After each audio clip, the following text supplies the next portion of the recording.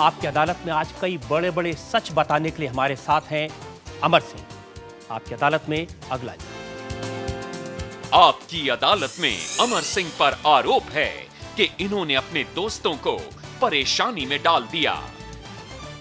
अमर सिंह जी, आपके दोस्तों की परेशानी की बात कहूं उससे पहले मैं जानना चाहता हूं, जब आपने ये दुबई से फैक्स भेजा था पदों से इस्तीफा देने का, तो आपने किससे सलाह की थी? अमिताभ बच्चन से, अनिल अंबानी से, जया बच्चन से, इतने सारे आपके करीबी मित्र हैं, संजय दत्त से। अनिल अंबानी से मेरे व्यावसायिक संबंध नहीं है, भावनात्मक संबंध है। वो अनिल अंबानी हैं, धनाढ्य व्यक्ति हैं, फोर्ब्स की लिस्ट में ऊपर नीचे उनका नाम होता रहता है, वो उनकी नियति है। लेकिन मुझे उनकी बैलेंस शीट और तलपट, turnover, debt service coverage ratio और इंटरनल रेट ऑफ रिटर्न से लेना देना नहीं है। मुझे इस बात से भी अगर मतलब नहीं है कि दोनों भाइयों में किसके पास ज़्यादा धन है। अगर ये मतलब होता तो उनके बहुत से सोशलाइज्ड मित्र की तरह मैंने भी अपना निष्ठा बदल करके मैं मुकेश अंबानी की घंटी हिला रहा होता। तो मैंने उनसे सलाह नहीं ली आपने? तो उनसे सलाह लेने का प्रश्न नहीं उठता, क्योंकि वो मुझसे सलाह नहीं लेते, मैं उनसे क्यों लूँ।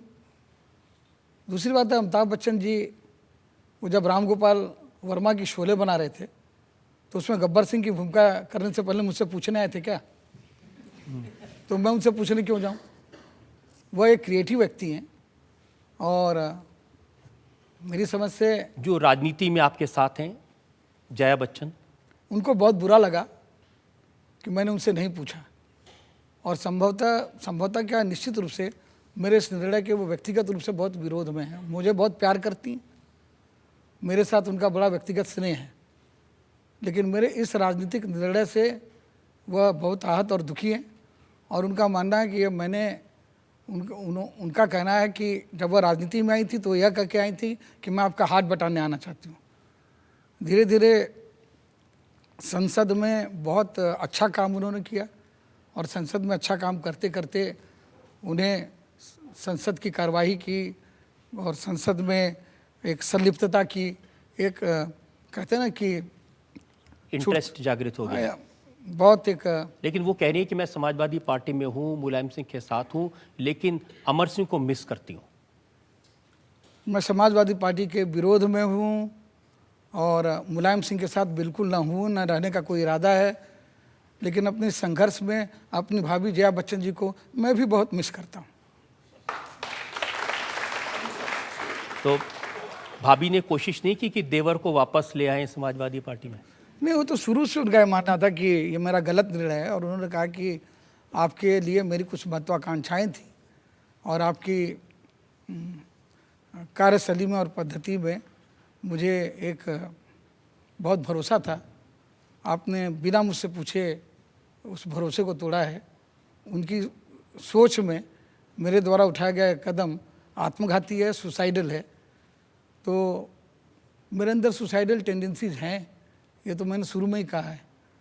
तो ये आत्मघाती प्रवृत्ति जो है, क्यों अपने जीने का अंदाज बदल दूं मैं? क्या रखा है मेरे पास इस अंदाज के सिवा? इस अंदाज को मैं नहीं बदल सकता। अगर ये आत्मघाती है तो है। लेकिन इस आत्मघात का आपके मित्रों को भी नुकसान होता है। अमिताभ बच्चन एक बार फिर से कांग्रेस के निशाने पर आ गए। महाराष्ट्र में जो समारोह हुआ उसमें बुला करके भी उनको अपमानित इसका किया। कोई तारतम्य नहीं। मैं कोई अति उत्साही लोग जो हैं कांग्रेस के, अब कृपा शंकर सिंह को या किसी एक आध व्यक्ति को जिन्होंने बयान दिया उनको मैं कांग्रेस नहीं मानता। और अगर ऐसा है तो फिर जनार्दन द्विवेदी के बयान का मैं क्या कहूँ, जिन्होंने सारे प्रवक्ताओं को बुला के कहा कि अमिताभ बच्चन के मामले में कुछ मत कहिए। मेरा मानना है कि जो परिवार राजीव गांधी के हत्यारों के प्रति इतना संवेदनशील है और इतना ज़्यादा भावुक है और प्रियंका उनको मिलने गई, वह परिवार अमिताभ बच्चन जी की बात जाने दीजिए। हम उनके बारे में और उनके संबंधों के बारे में टिप्पणी करने वाले कौन, छोटे आदमी हैं। लेकिन हरवंश राय बच्चन जी और तेजी बच्चन जी के परिवार के प्रति इतना क्रूर, निर्मम और निर्दयी क्यों होगा?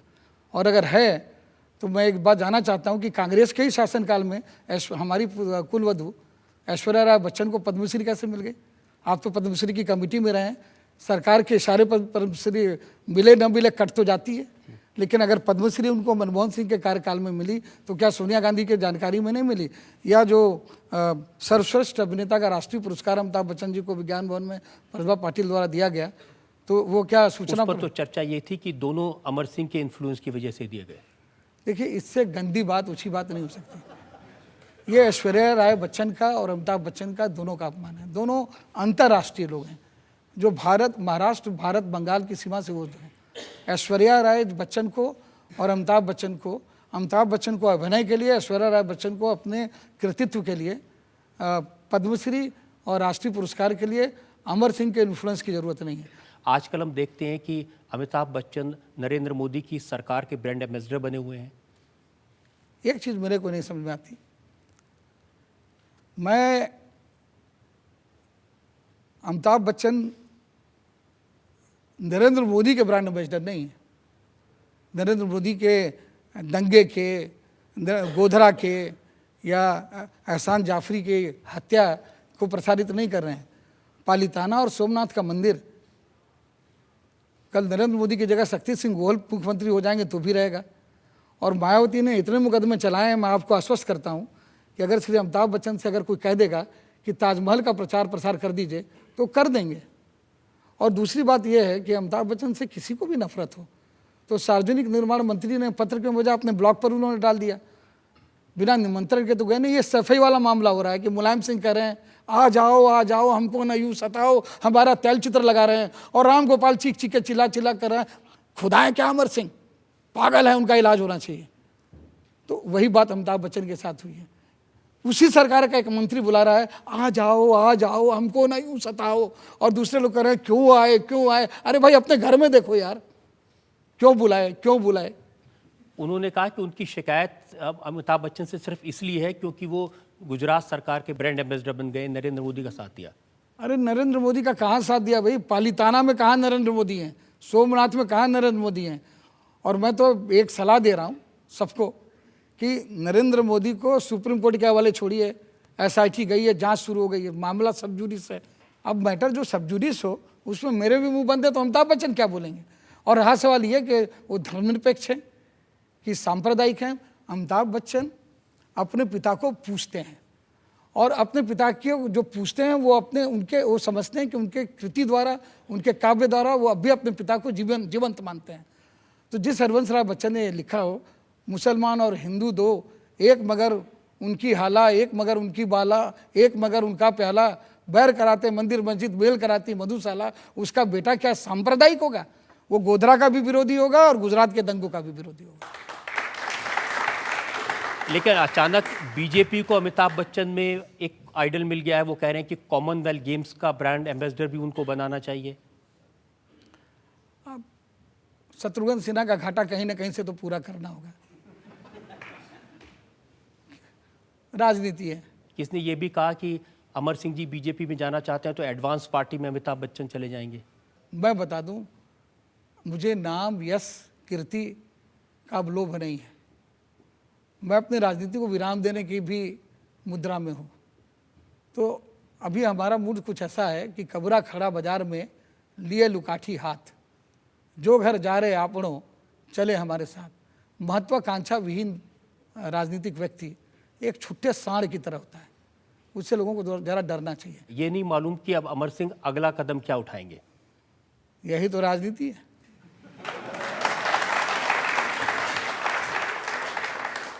हम क्यों बताएं? पर्दे में रहने दो, पर्दा ना उठाओ। आपकी ये जो पर्दे की राजनीति है, इसको लेकर इल्जामात मेरे पास में हैं। हम एक ब्रेक के रुकेंगे और ब्रेक के बाद आपकी अदालत में अमर सिंह पर जनता के इल्जामात का एक और। मैं प्रवक्ता था किसका? मुलायम सिंह का। मेरे शब्द थे किसके? मेरे विचार किसके थे? मुलायम सिंह के। आपके ना डायलॉग राइटर कोई था, आप सिर्फ डिलीवरी कर रहे थे? मुझे तो बताया जाता था, और क्या।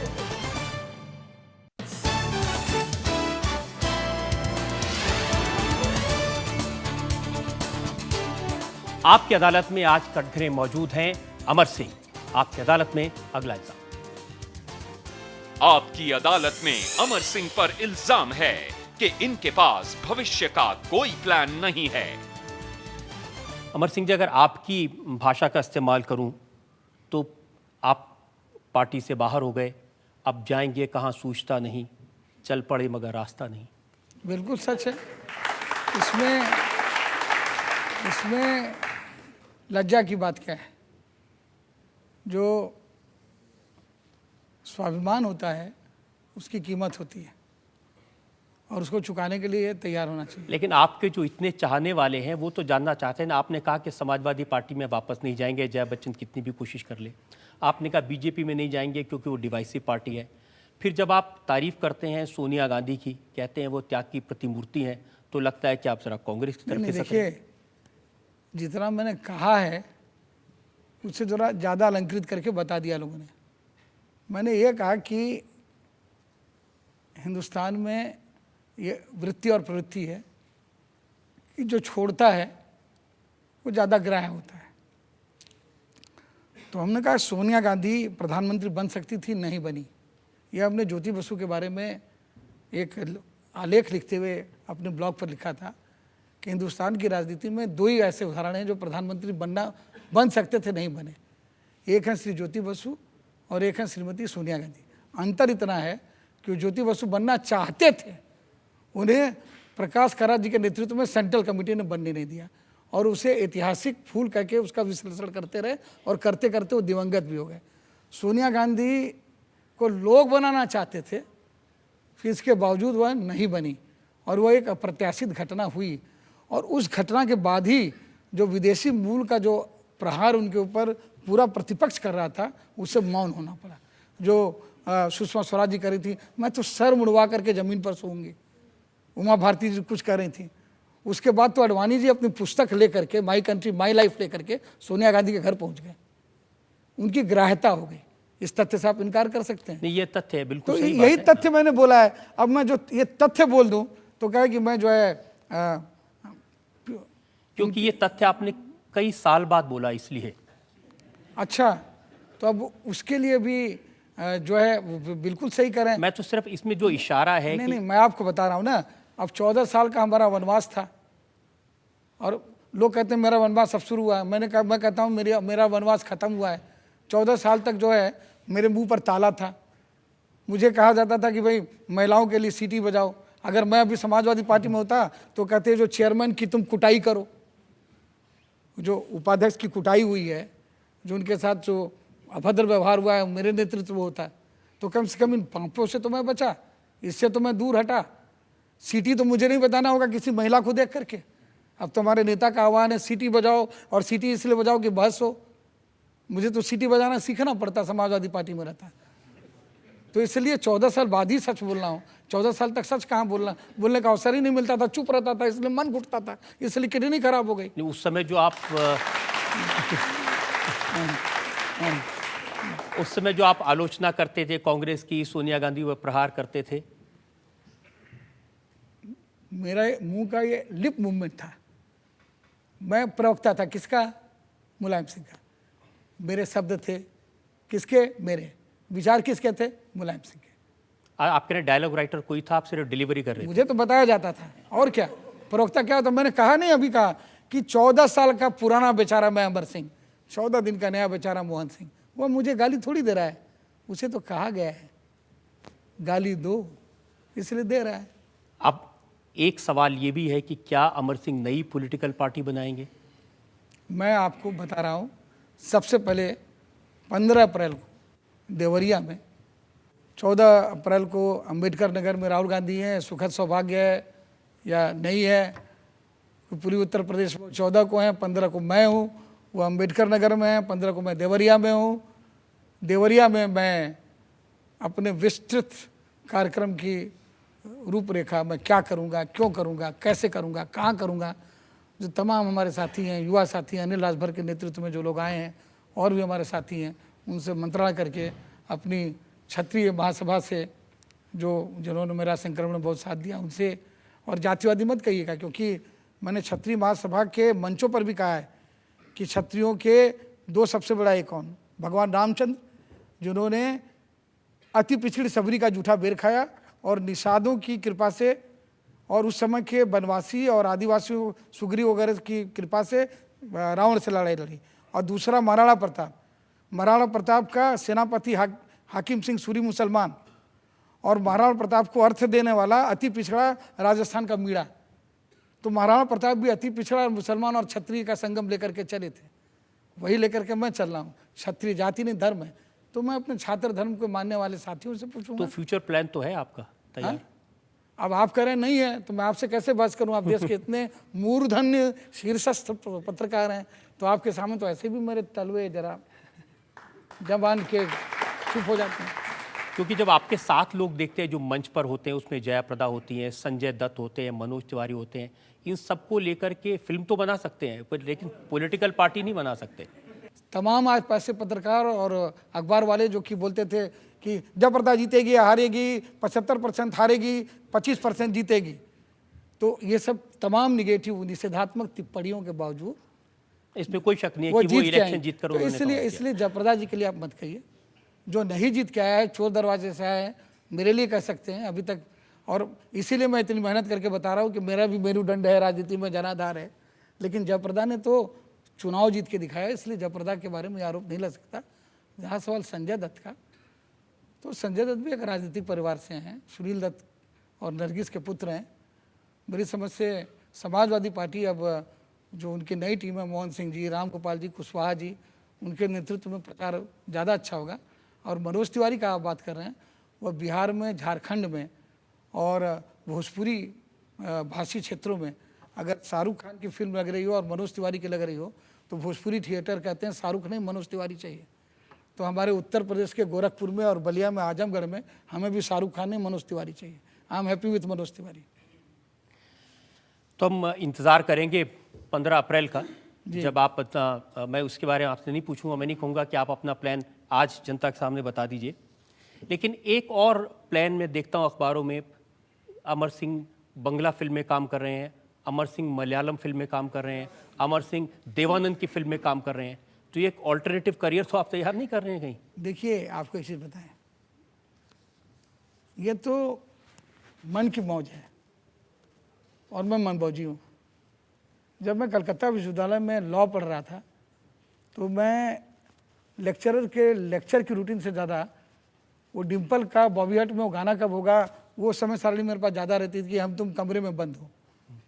तुम मलयालम फिल्म में जीवन में नहीं बन पाई, कोई बात नहीं, मेरी पत्नी बन रही है, आपको क्यों तकलीफ है?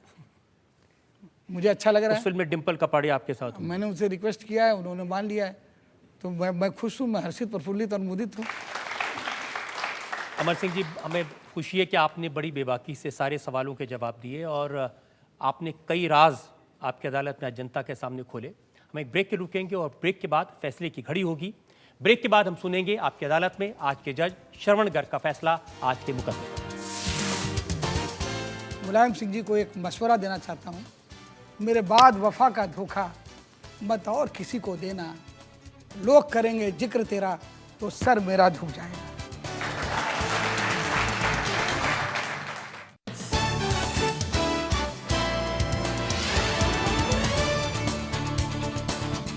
आपकी अदालत में आज हमने अमर सिंह से सवाल पूछे उनकी सेहत के बारे में, उनकी सियासत के बारे में। अमर सिंह से ने पूछा उनके फ्यूचर प्लान्स के बारे में। आपकी अदालत में अमर सिंह ने कई राज खोले। अब वक्त है आपकी अदालत में आज के जज श्रवण गर्ग के फैसले का। अमर सिंह जी ने अपने खिलाफ लगाए गए सभी आरोपों का बहुत ही बेबाकी से जवाब दिया और उससे जाहिर होता है कि वे हार मानने वाले लोगों में नहीं हैं, बहुत ही ज़िद्दी किस्म के व्यक्ति हैं। भारतीय राजनीति और सत्ता के समीकरणों पर उनकी पकड़ भी इससे जाहिर होती है और उनके बारे में जैसा पता चलता है कि वे अपने पासे बहुत ही सोच समझ कर फेंकते हैं और कई बार उन पासों को समझने में लोग गलती कर जाते हैं।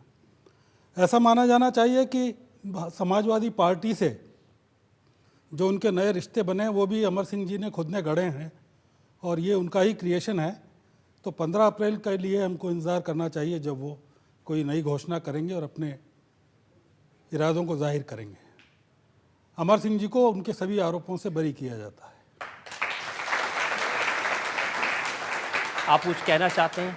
मैं सिर्फ जज साहब को बाअदब बुलाया जाए इतना ही कहना चाहता हूँ कि मैंने कुछ गढ़ा नहीं है, मेरे लहजे में जी हुजूर न था, वरना मेरा कोई कसूर न था। और दूसरी बात ये, जज साहब आपकी इजाज़त से मुलायम सिंह जी को एक मशवरा देना चाहता हूँ। मेरे बाद वफा का धोखा मत और किसी को देना, लोग करेंगे जिक्र तेरा तो सर मेरा झुक जाएगा।